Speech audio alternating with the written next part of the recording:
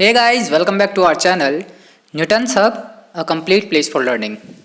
So guys last video में अभी हम बात कर चुके हैं इलेक्ट्रिकल एनर्जी के बारे में और साथ ही हमने देखा था कि किस तरीके से इलेक्ट्रिक बिल जनरेट होते हैं और हम किस तरीके से इलेक्ट्रिकल कंजप्शन को कैलकुलेट कर सकते हैं, यानी यूनिट ऑफ एनर्जी को हम किस तरीके से कैलकुलेट करते हैं। इस वीडियो में हम बात करने वाले हैं पावर और उसके यूनिट्स को लेकर के और उस पर बेस्ड कुछ न्यूमेरिकल्स को हम यहाँ देख करके चलेंगे और बाकी के जो जितने भी हमारे अपर लेवल के न्यूमेरिकल्स होंगे उनको हम न्यूमेरिकल सीरीज में ही डिस्कस करेंगे। So let's start the video.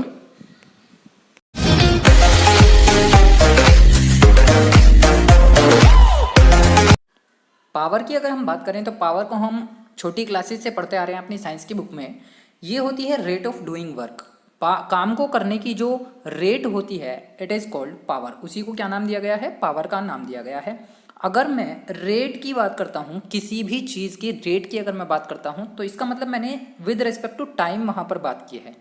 तो पावर को हम डिफाइन कर सकते हैं, it is the rate of doing work, it is expressed as power equals to W upon T, where W stands for work done and T stands for time taken. कि मान लीजिए मैंने कहा कि 10 मिनट में मैंने 20 जूल वर्क किया, 10 minute में मैं काम कर रहा हूँ 20 जूल, तो मेरी जो रेट होगी, मेरी जो पावर होगी वो 20 अपॉन 10 यानी कि 20 जूल पर 10 मिनट होगी। 10 मिनट में मैं कितना काम कर पा रहा हूँ? 20 जूल काम कर पा रहा हूँ। लेकिन आप हमेशा याद रखेंगे कि जब कभी भी हम पावर की बात करते हैं तो वहाँ पर जो टाइम टेकन आने वाला है वो आप सेकेंड्स में लेकर के ही चलेंगे।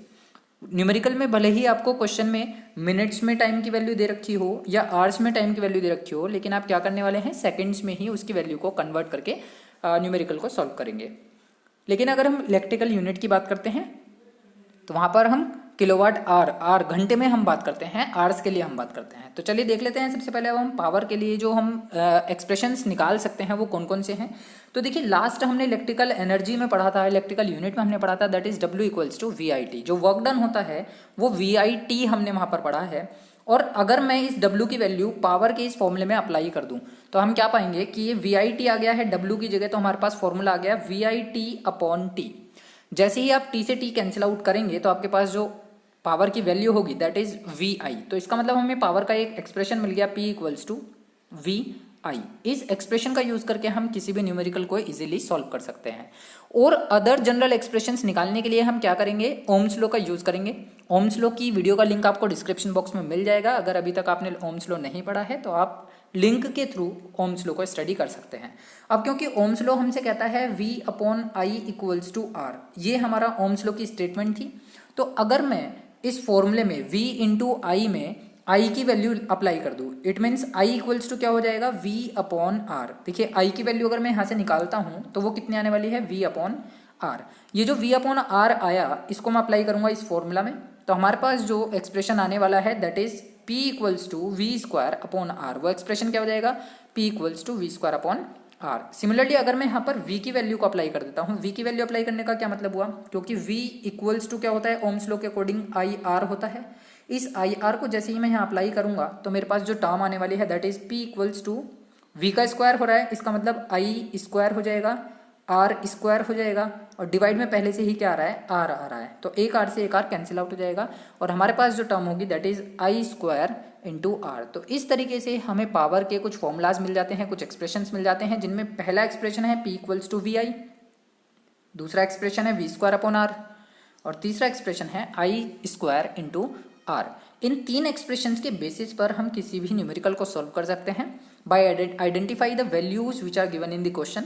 अगर वोल्टेज और करंट मालूम होगा तो इस फॉर्मूले को अप्लाई करेंगे, अगर वोल्टेज और रेसिस्टेंस पता होगा तो इस फॉर्मूले को अप्लाई करेंगे, और अगर करंट और रेसिस्टेंस पता होगा तो इस फॉर्मूले को अप्लाई करके हम उसका आंसर कैलकुलेट करेंगे। साथ ही बात कर लेते हैं यूनिट ऑफ पावर की। अगर मैं पावर की यूनिट की बात करता हूँ तो इसको हमेशा ही,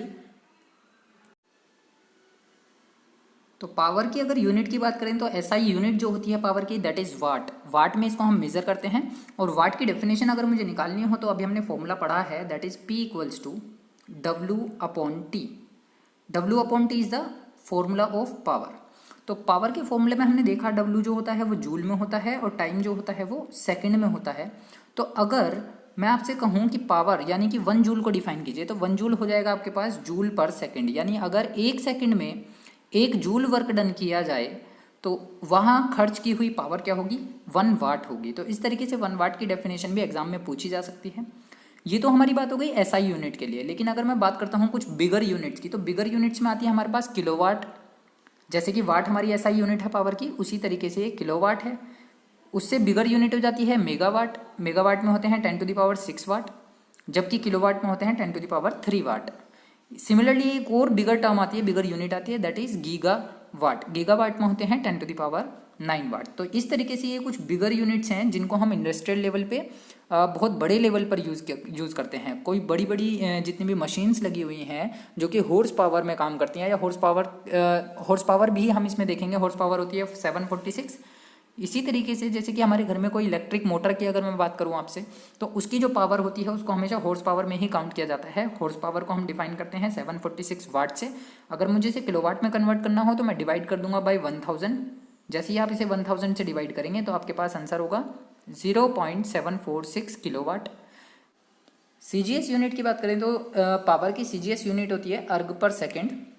और इसी तरीके से मैं 1 वाट की वैल्यू को अप्लाई कर सकता हूँ। 1 वाट में होते हैं 10⁻7 अर्ग पर सेकेंड। देखिए ये 10⁻7 है, क्योंकि हमने ये पहले भी इलेक्ट्रिकल एनर्जी में रीड आउट किया है कि जो 1 वाट होती है उसमें 1 वाट जो होते हैं वो 10⁻7 अर्ग के इक्वल होते हैं। तो इस तरीके से हमारे पास पावर की एक वैल्यू आ जाती है, that is 1 watt equals to 10⁻7 erg पर सेकेंड। तो ये इस तरीके से हम एसआई यूनिट और सीजीएस यूनिट को या फिर कुछ बिगर यूनिट्स को रीड आउट करेंगे और याद कर सकते हैं। अब चलिए देखते हैं इसके कुछ एक्स्ट्रा इन फॉर्मूला के लिए हम किस तरीके से कैलकुलेशन करेंगे किसी भी न्यूमेरिकल की।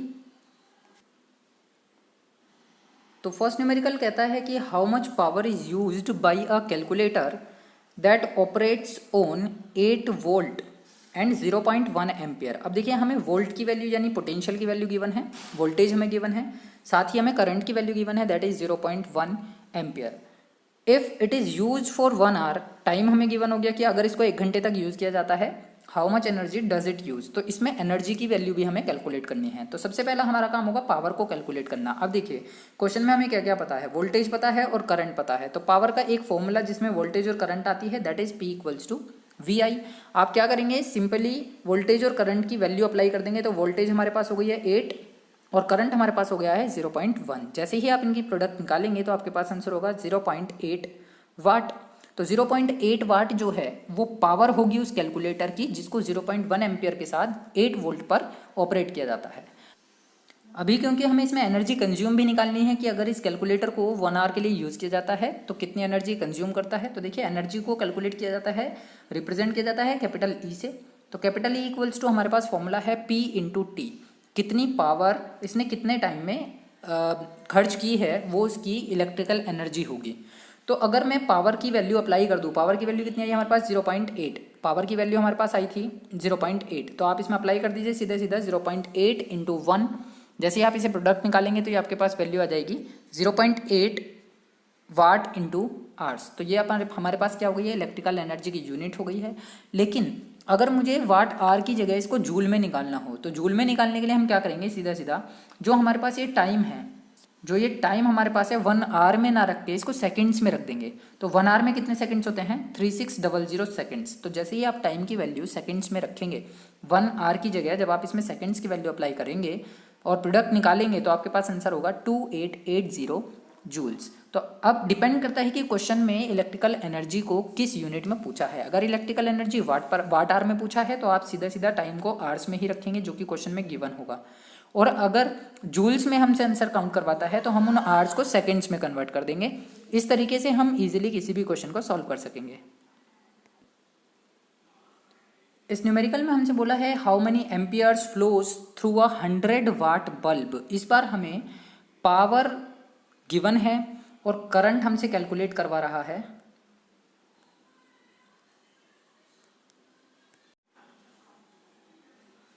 इस क्वेश्चन में बोला है how many amperes flow through a 100 watt bulb when 120 volts are impressed across it. Question में जो वैल्यू गिवन है वो हमें एक तो पावर की वैल्यू गिवन है, दैट इज P की वैल्यू क्वेश्चन में हमें गिवन है कितनी है 100 वाट, सीधा सीधा हमें क्वेश्चन में दिख गया। और साथ ही हमें वोल्ट की वैल्यू गिवन है, यानी कि वोल्टेज हमें पता है दैट इज 120 वोल्ट। तो 120 वोल्ट इस तरीके से हमें वोल्टेज मिल गई है। हमसे पूछा है करंट की वैल्यू, आई हमसे पूछा है। तो देखिए एक एक्सप्रेशन जो जनरल एक्सप्रेशन पावर का है, P equals to V into I, इसको हम सीधा सीधा अप्लाई कर देते हैं। यहाँ से हम आई की वैल्यू निकालेंगे और आई की वैल्यू निकालते जैसे ही आप निकालेंगे तो क्या आने वाली है, P अपॉन V, क्योंकि वोल्टेज जो है वो प्रोडक्ट से कहाँ चला जाएगा, डिवाइड में चला जाएगा। तो आई का वैल्यू हमारे पास आ गई है P अपॉन V। अब पावर की जो वैल्यू क्वेश्चन में गिवन है दैट इज 100 वाट, उसको हम अप्लाई कर देते हैं। वोल्टेज की जो वैल्यू गिवन है दैट इज 120 वोल्ट, इसको हम अप्लाई कर देते हैं। जैसे ही आप 120 से 100 को डिवाइड करेंगे तो आपके पास आंसर होगा 0.83। अब क्योंकि हमने करंट की वैल्यू निकाली है तो करंट मेजर किया जाता है हमेशा एम्पियर में, और क्वेश्चन में बोला भी है how many amperes flows through a 100 watt bulb. तो आपके पास जो आंसर होगा दैट इज 0.83 एम्पियर। इस क्वेश्चन में बोला है an electric bulb is rated 250 watt and 230 volt. हमें वाट यानी पावर की वैल्यू गिवन हो गई है और वोल्ट यानी वोल्टेज की वैल्यू हमें क्वेश्चन में गिवन है। Means that if the bulb is lighted on a 230 volt supply it consumes 250 वाट। अब देखिए इस स्टेटमेंट का मतलब क्या होता है, ये आपसे एग्जामिनेशन में पूछ सकता है, what does mean it 250 watt and 230 volt. तो it means that if the bulb is lighted on 230 volt supply, इतनी वोल्ट सप्लाई पर अगर हम किसी अप्लायंस को या किसी बल्ब को यूज़ कर रहे हैं तो इसका मतलब उसने वाट इतनी पावर को कंज्यूम करना है। इलेक्ट्रिकल पावर जो होगी 250 joule of electric energy converts into heat and light in 1 second. तो हम इसको ऐसे भी डिफाइन कर सकते हैं कि 250 जूल ऑफ इलेक्ट्रिक एनर्जी जो होगी वो 1 सेकेंड में हीट और लाइट में कन्वर्ट होगी। तो अगर मैं सेफ लिमिट ऑफ करंट की बात करता हूँ जो कि इस बल्ब में से पास होगा, वो कैसे निकाला जाएगा, क्योंकि मुझे पावर और वोल्टेज दोनों की वैल्यू मालूम है तो मैं आई को अप्लाई कर सकता हूँ सीधा सीधा पावर अपॉन वोल्टेज, क्योंकि P equals to VI formula हमने देखा है पावर का। तो जब आप पावर की वैल्यू अप्लाई करेंगे दैट इज 250, वोल्टेज की अप्लाई करेंगे दैट इज 230, डिवाइड करेंगे तो आपके पास करंट की वैल्यू आ जाएगी जो कि इस बल्ब में से फ्लो हो रहा होगा। तो 1.1 ampere is the current which flows through the bulb when it lightened at a 230 volt supply and consumes 250 watt power या इलेक्ट्रिकल एनर्जी। लेकिन अगर मान लीजिए मैं क्वेश्चन को चेंज कर दूं थोड़ा सा और क्वेश्चन में बोलूं कि 60 वाट का कोई एक लैंप हमारे पास है और उसको 250 वोल्ट की सप्लाई पर यूज़ किया जा रहा है, तो उस केस में उसका रेसिस्टेंस हमें बताना है। तो रेसिस्टेंस कैसे निकाला जाएगा, देखिए सीधा सीधा सा आपको क्या दिख रहा है, पावर की वैल्यू दिख रही है 60 वाट, वोल्टेज की वैल्यू हमें पता है दैट इज 250। तो अगेन हम फॉर्मूला अप्लाई करेंगे I equals to P upon V और इसको सॉल्व आउट करेंगे। सॉल्व आउट करते ही हमारे पास आई की वैल्यू आ जाएगी 60 अपॉन 250, डिवाइड करेंगे तो करंट की वैल्यू होगी 0.24 एम्पियर। अब क्योंकि मुझे तो रेसिस्टेंस निकालना है तो रेसिस्टेंस निकालने के लिए हमारे पास क्या आ चुका है, करंट आ चुका है। अब रेसिस्टेंस और करंट का जो फॉर्मूला है विद रिस्पेक्ट टू पावर वो क्या होता है, अभी हमने रीड आउट किया है that is P equals to I square R. अब आर निकालने के लिए हम क्या करेंगे, आई स्क्वायर को पावर के नीचे डिवाइडेशन में भेज देंगे। तो जैसे ही आप इसे डिवाइडेशन में भेजेंगे तो रेसिस्टेंस आपके पास होगा that is P upon I square. Power कितनी है क्वेश्चन के अंदर, 60 वाट, इसको सब्सटीट्यूट करेंगे। करंट की वैल्यू हमने निकाली है 0.24 एम्पियर, उसको सब्सटीट्यूट करेंगे और स्क्वायर कर देंगे। जैसे ही आप इसे सॉल्व करेंगे आपके पास आर की वैल्यू यानी रेसिस्टेंस की वैल्यू आ जाएगी। अब अगर वोल्टेज को 250 वोल्ट से गिरा करके 200 वोल्ट तक ले आया जाए, यानी वोल्टेज को चेंज कर दिया जाए, सेम रेसिस्टेंस रहे, अमाउंट का जो करंट का अमाउंट था वो हम पहले ही निकाल चुके हैं, लेकिन इस बार किया क्या है कि वोल्टेज को 250 से घटा करके 200 वोल्ट पर लेकर के आए हैं। तो उस केस में हमें पावर निकालनी है। तो पावर क्या आने वाली है हमारे पास, that is V square upon R. V square upon R में जैसे आप V की वैल्यू अप्लाई करेंगे दैट इज 200 वोल्ट, तो 200 इंटू 200 हो जाएगा।